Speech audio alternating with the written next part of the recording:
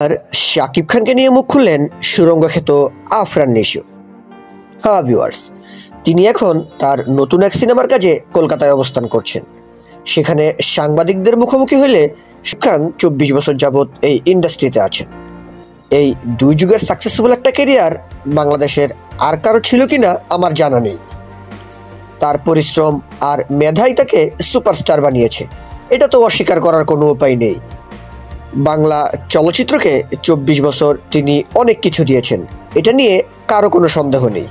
তার কাজের জনরা আর আমার কাজের জনরা হয়তো আলাদা। সেই জায়গা থেকে উনি আমাকে সিনেমাতে অবশ্যই স্বাগতম জানাবে বলে আমি বিশ্বাস করি।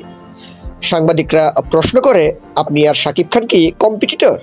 তখন নিশু বলেন, সবাই বলে আমরা কম্পিটিটর, কিন্তু আমিও ওনাকে কম্পিটিটর ভাবি না, উনিও আমাকে এসব ভাবেন না, আমি বিশ্বাস করি।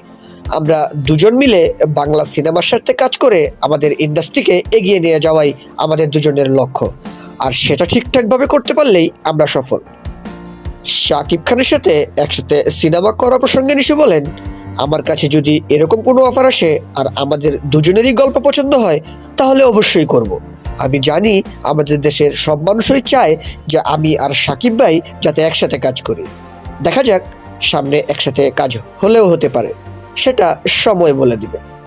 সো ভিউয়ার্স, শাকিব খান এবং আফরান নিশু একই সাথে একই সিনেমায় অভিনয় করা প্রসঙ্গে আপনাদের অভিমত কি অবশ্যই কমেন্ট করে জানান। আর বাংলা সিনেমা ও শাকিব খানের নতুন নতুন আপডেট পেতে চ্যানেলটিকে সাবস্ক্রাইব করে রাখুন। ধন্যবাদ।